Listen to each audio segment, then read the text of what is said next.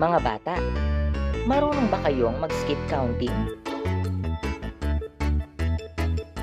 Ngayon, mag-skip counting nga kayo ng 10.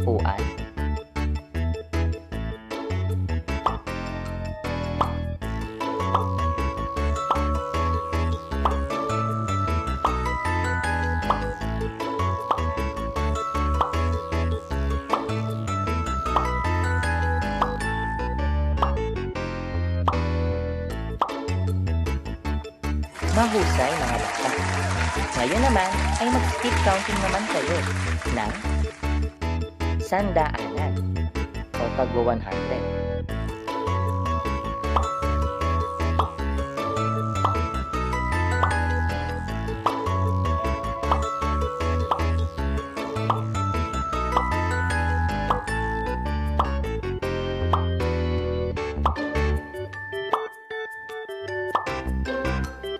Magaling! Ngayon naman ay mag-skip counting kayo ng libuhan o tig-wa 1,000.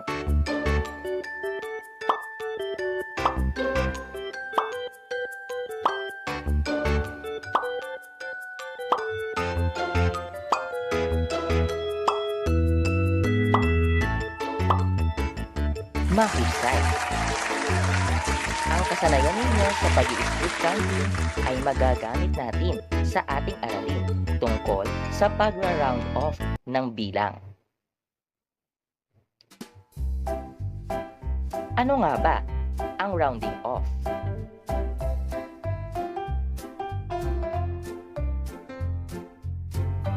Ang pag-round off ng numero ay isang paraan kung saan pinapalitan natin ng zeros ang ibang digits sa isang bilang. Ginagawa natin ito bilang isang paraan upang mapabilis ang ating pagtatansya o estimation. Ngayon, paano nga ba mag-round off ng number?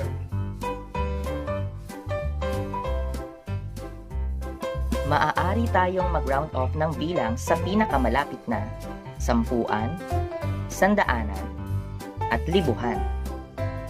At sa pag-round off, mayroon tayong mga sinusunod na mga rules o pamantayan.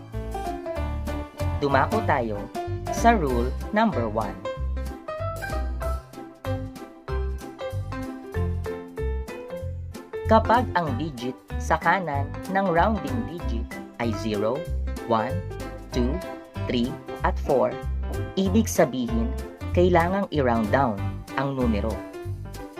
Halimbawa, i-round off natin ang number 23 sa pinakamalapit na sampuan. Ang ating rounding digit na nasa sampuan ay ang digit na 2. At ang katabi nito sa kanan ay 3. Kaya naman, i-round down natin ang 23. At ang magiging sagot ay 20. Isa pang halimbawa, i-round off natin ang 443 sa pinakamalapit na sandaanan o hundreds.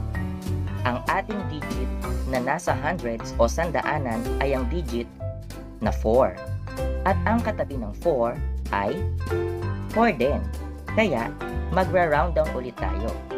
At kapag in-round down natin ang 443, ito ay magiging 400. Isa pang halimbawa, i-round off natin ang 3,078 sa pinakamalapit na libuhan o thousands. Ang ating rounding digit na nasa thousands ay ang digit na 3. At ang katabi ng 3 ay 0.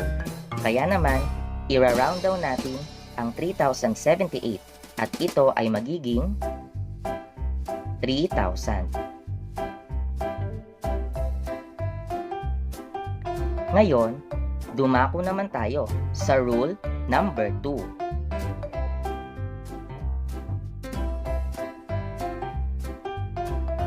Kapag naman ang digit sa kanan ng rounding digit ay 5, 6, 7, 8 at 9, ibig sabihin, kailangang i-round up ang numero. Magdadagdag tayo ng 1 sa rounding digit. Halimbawa, i-round off natin ang number 46 sa pinakamalapit na sampuan. Ang ating rounding digit na nasa sampuan ay ang digit na 4 at ang katabi nito ay 6, kaya tayo ay mag-round pataas. Dahil mag-round tayo pataas, ang 4 ay dadagdagan natin ng 1. Kaya kapag in-round off ang 46 sa pinakamalapit na sampuan, ito ay magiging 50. Sumunod na halimbawa, i-round off natin ang 780 sa pinakamalapit na sandaanan. Ang ating rounding digit na nasa sandaanan ay ang digit na 7 at ang katabi nito sa kanan ay ang digit na 8. At dahil 8 ang katabi nito, magra-round up tayo. Ang ating rounding digit na 7 ay dadagdagan natin ng 1. Kaya kapag ito ay in-round off natin sa nearest hundreds, ang magiging sagot dito ay 800. Sumunod pang halimbawa, i-round off natin ang 5,511 sa pinakamalapit na libuhan o nearest thousands.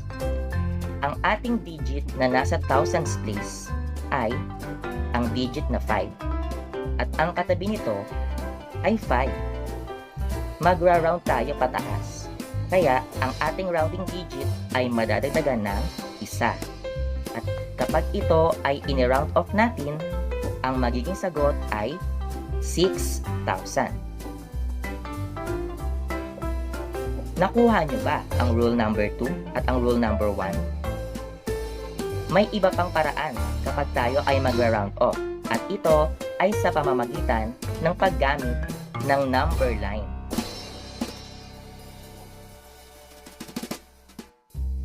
I-round off natin ang 63 sa pinakamalapit na sampuan o nearest tens. Narito ang number line.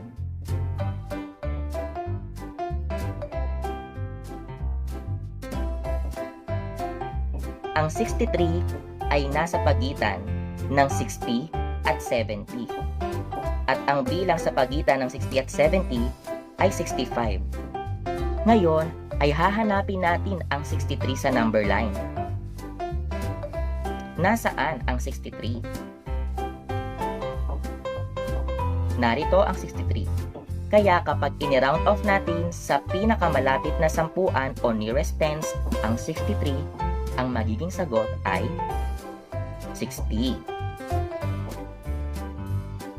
Isa pang halimbawa, i-round off natin ang 189 sa pinakamalapit na sandaanan o nearest hundred.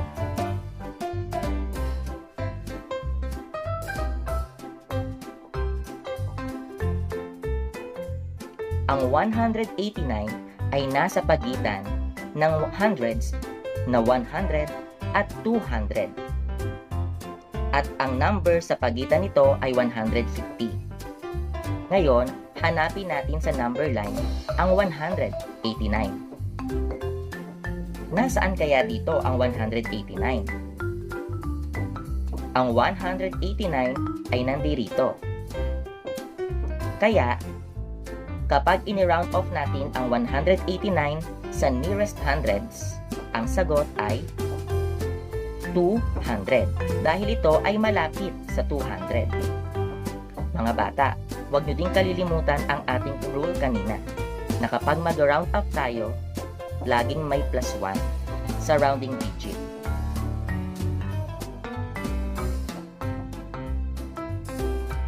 Sumunod, i-round off natin ang 2,712 sa pinakamalapit na libuhan o nearest thousands.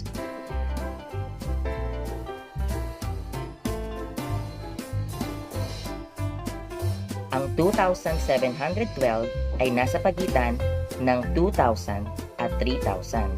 at ang number sa pagitan nito ay 2,500. Ngayon, hanapin natin sa number line ang 2,712. Nasaan kaya ito? Ang 2,712 ay nandirito. Malapit siya sa 3,000 mga bata. Kaya naman, kapag in-round off natin ang 2,712, ito ay magiging 3,000. At muli, huwag niyong kalilimutan na kapag round up, magdadagdag tayo ng isa sa ating rounding digit. Ngayon ay magkaroon naman tayo ng isang laro. Subukin natin ang inyong mga natutuhan. Tatawagin natin ang ating laro na Hit It to Win It. Sa larong ito ay pipiliin lamang natin ang mga numero na kapag ini-round off ay malapit sa 90. Katulad na lamang nito. Ngayon ay dumako tayo sa ating level 1. Piliin natin ang mga numero na kapag ini-round off ay malapit sa 90.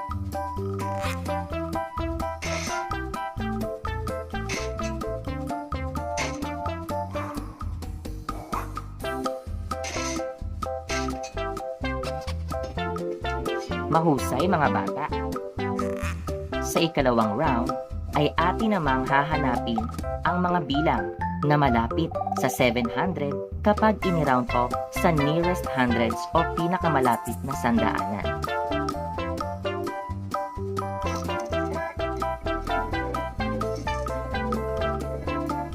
Katulad na lamang nito. Dumako na tayo sa ating laro. Hanapin natin ang mga bilang na malapit sa 700.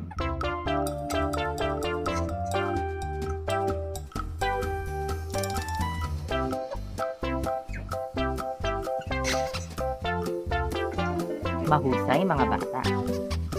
Ngayon naman ay hanapin natin ang mga bilang na kapag ini-round off sa pinakamalapit na libuhan ay makakakuha ng sagot na 5,000.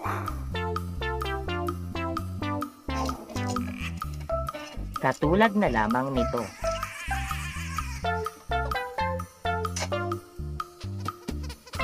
Ngayon ay dumako na tayo sa ating laro. Hanapin natin ang mga numero na kapag ini-round off sa nearest thousands ay makakakuha ng 5,000.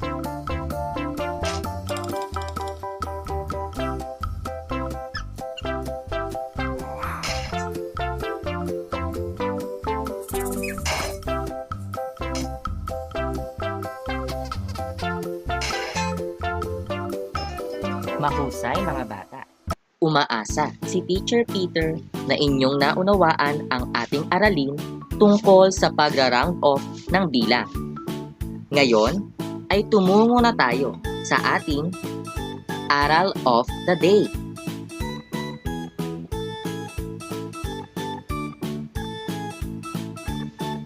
Sa inyong palagay, sa ano-anong gawain sa pang-araw-araw natin magagamit ang ating kasanayan sa pag-round off ng bilang?